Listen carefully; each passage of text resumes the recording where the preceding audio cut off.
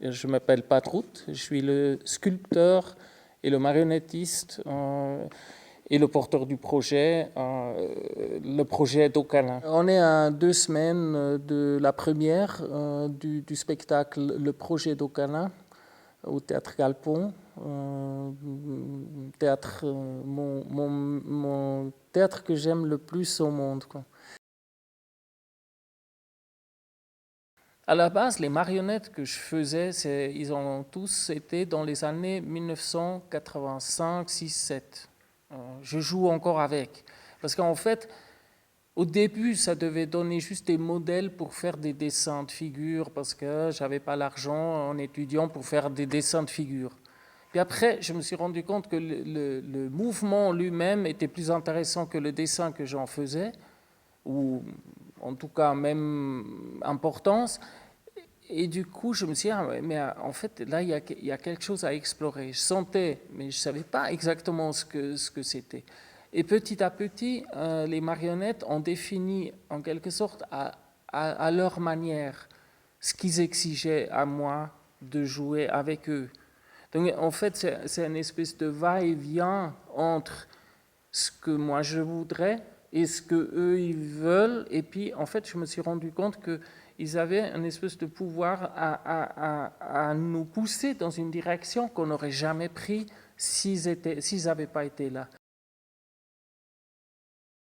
Alors, quand on commence ce spectacle, on est vraiment dans un univers de rêve profond où il y a des personnages qui apparaissent, la musicienne, la danseuse, le marionnettiste constructeur, la marionnette.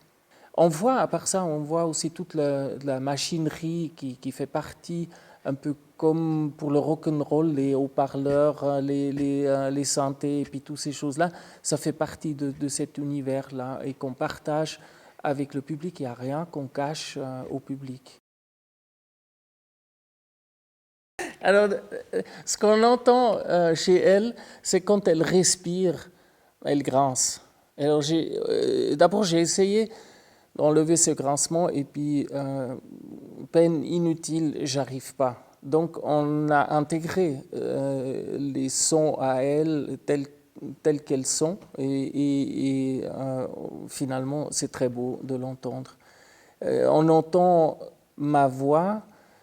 Parce qu'à des moments donnés, je me suis dit, c'est un rêve, c'est mon rêve. Et puis, dans un rêve, on a peut-être sa propre voix ou d'autres voix. Et j'avais besoin et envie de partager ma voix ou mon univers, qui est certes très complexe, avec le public. Donc on m'entend, mais c'est brouillé par une radio, c'est brouillé par une musique qui est là. Donc je ne veux pas forcément qu'on comprend toutes les choses. Je ne suis pas acteur, je suis marionnettiste. Et puis en fait, les marionnettes, chez moi, les marionnettes, elles ne parlent pas. C'est autre chose, c'est pantomime, c'est danse. Mais pour moi, le fait de parler, c'est plus une question de rythme, de donner une envie d'entrer dans un univers par ce biais-là. Et puis le moment où on est dedans, on n'en a plus besoin et donc ça s'estompe. Voilà.